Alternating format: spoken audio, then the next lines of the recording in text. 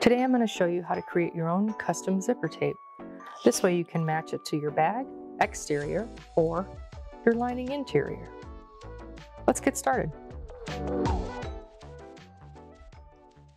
Our finished zipper is going to look like this when we're done. Before we get started, it's going to look like this and this. For this tutorial, I'm simply going to use a number 5 zipper and non-interfaced fabric. Depending on the length of the zipper that you want to create, you're going to need to cut that zipper larger than you would need it. So if you need a 10-inch zipper, I suggest cutting it at 11 to 12 inches to allow for shrinkage of the zipper, because we are going to starch and iron this. There's no need to put the zipper pull on at this point. We're just going to simply work with the zipper tape for now. To create a zipper like this, we don't need a lot of things. You're going to need your zipper tape. We'll put the pull on afterwards. You're going to need glue. You can use a glue baste it, which is a temporary basting glue. A lot of quilters use this. Or a washable school glue stick. Say that 3 times fast. By Elmer's. I use the white one because it doesn't leave a stain. The purple seems to leave a stain for me, so that's not one that I suggest using. And you're going to need fabric that is not interfaced and that we're going to starch the heck out of. For the purpose of this video, I have cut this zipper tape 11 inches, and I'm going to cut this down to 11 inches, but it's also 3 inches wide. So let's just trim this up here.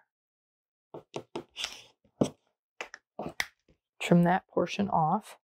Before I cut this to the correct width that I'm going to need, I want to iron and starch it first because it's going to shrink up. So I cut it at 11, I've cut it 3 inches wide, and what we're going to do is iron it, starch it, and get it nice and stiff so that it works and doesn't shrink or stretch while we are sewing it onto our zipper.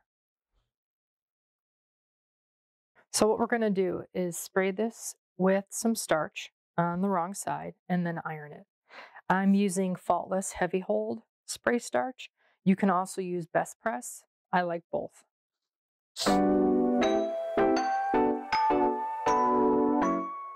Next thing we want to do is iron the zipper, and we're going to spray starch the back, not the front, because we want to avoid any long exposure on the zipper teeth, which on this particular zipper is nylon.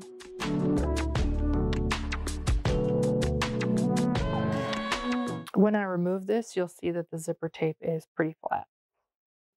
The clapper absorbs the heat from the zipper. Actually, from any fabric that you've been ironing, that's the purpose of the clapper, and it helps to flatten out anything. So now our zipper tape is ready and our fabric is ready. So the next thing we want to do is trim this up and start the gluing process.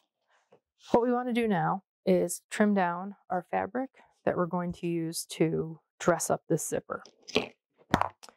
I'm going to cut it so that it is a 1 1/4 inches wide.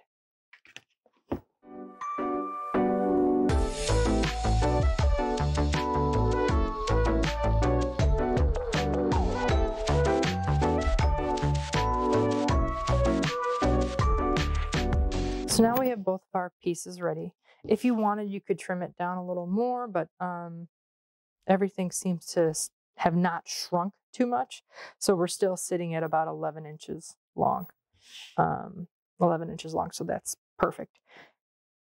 The next thing we want to do is apply glue to the zipper tape. On the tape, you can see that there are lines. There's a line here, there's one here, there's another one here. You just want to choose one of these lines to line up the edge of your fabric with. I'm going to be putting it on this one right here. What we want to do is apply our glue to our zipper tape, and we're going to work on the right side, this side right now. And I'm going to follow that line that I pointed out, the one that's closest to the edge. And I'm not going to saturate the entire thing. I'm just going to run a strip. It doesn't even have to go to the edge here, and I don't want to touch the zipper teeth with it. You're going to take this, and you're going to take the very straight edge, and you're going to line it up with that line I was showing you.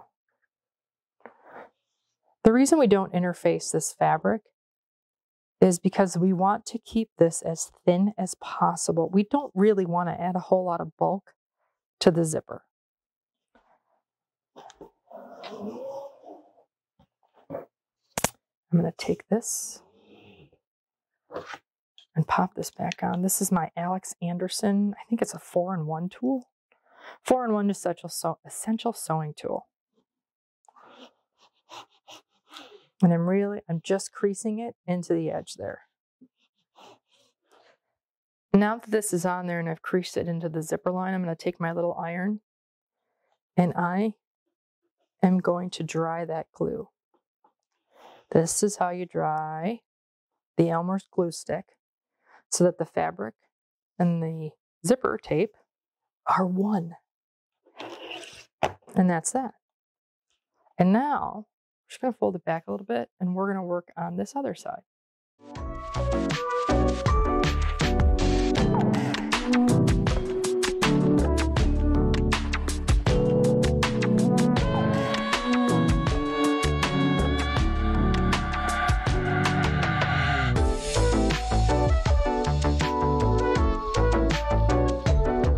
Now what we want to do is take this over to the sewing machine. We're at the machine and you want to shorten your stitch to about a 3. This is not a top stitch. This is just a regular sewing seam stitch. And I'm using my zipper foot. You can see it's got the edge here. We're going to use that edge to ride right along the teeth. Now there's going to be a gap here after you're done. You have to have that gap. I'm calling this the gutter. You need this gutter for the zipper head to fit because the zipper head has some width to it. If this fabric is butt up against the zipper teeth, your zipper head won't fit. So don't get too crazy and push too hard to get your foot to push against these teeth. You just want it to gently ride along the edge there.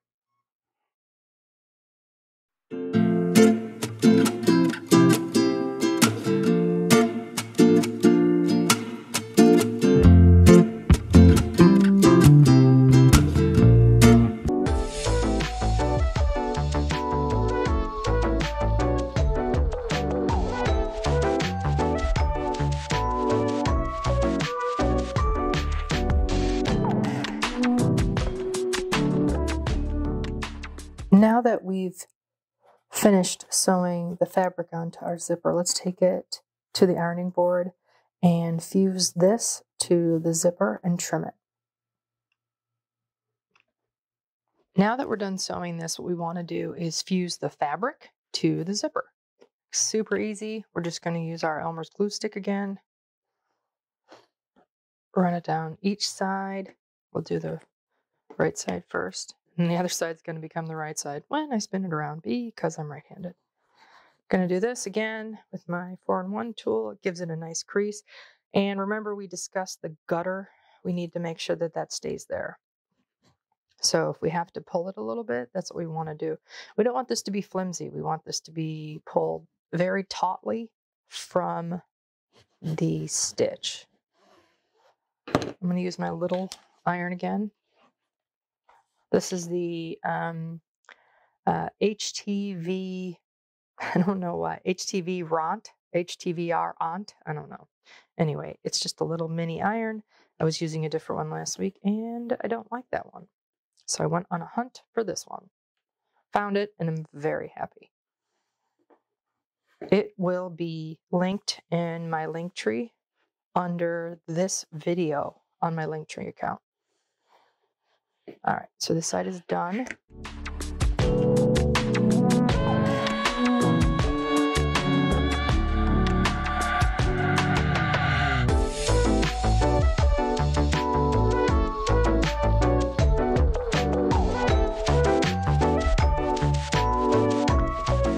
This is all ironed, and now we're going to flip it over, use our ruler, and trim it.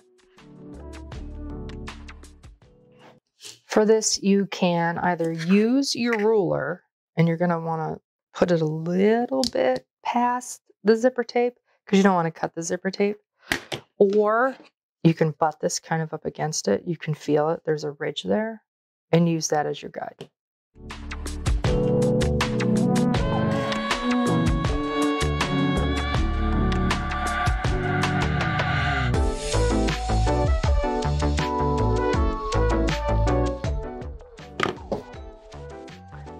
And you can see I've done a pretty close job. I'd say pretty great. I'm very pleased. And this is what your finished zipper will look like. Now what we want to do is grab our zipper pull and put that on. What we want to do before we put our zipper pull on is clean up the ends. So we're just going to use our ruler and a lighter. We need to trim up these ends, make them even. I always cut from the teeth first, pressing down on the teeth, forward, backwards. And we're going to spin it around, do the same thing over here. We want a clean edge to put our zipper pull on.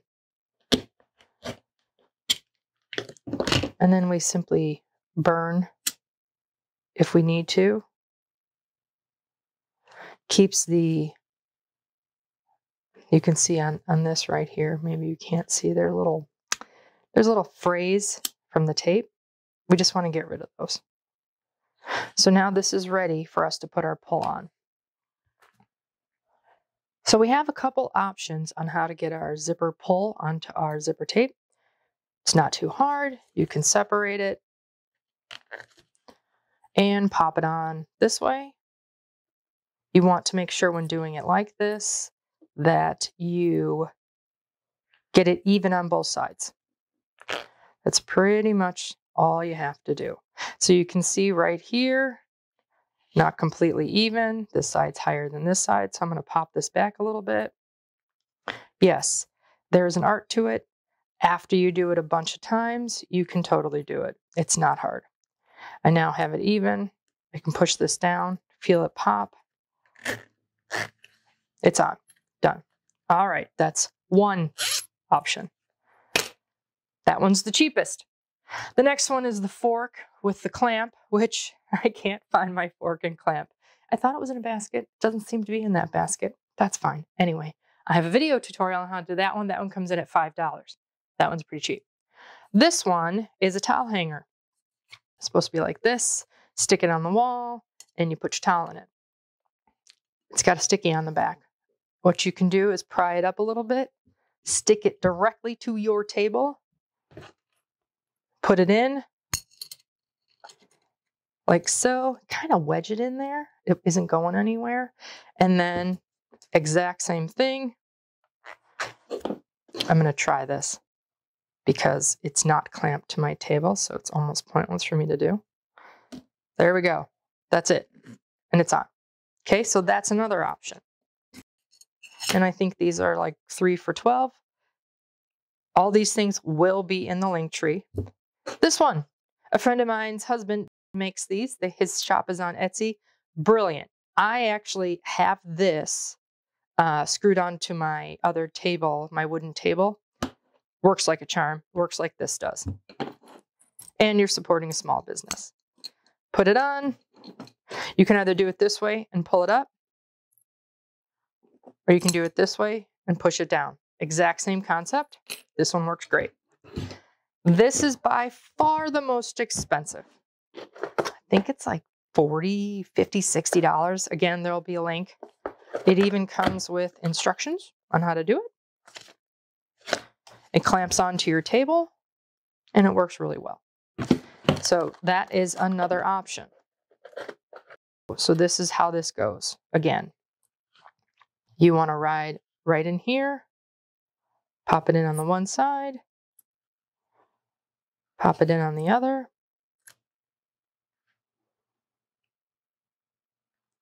That's it. And you're on. And just like that, we have a super pretty custom zipper. I really like using a tape that has a similar color that I can pull out of the fabric because it's just another accent and it just pops. It just looks really pretty. Just like in this one. This right here matches this lining fabric. It was just fun to do. Gave it a pop. And I used gray tape underneath. I could have used a dark blue and that would have looked great as well. I hope this tutorial has been helpful for you, and I hope you'll be able to use it and enjoy it in your bag making. Have a wonderful day, and thanks so much for joining me. And don't forget to like and subscribe.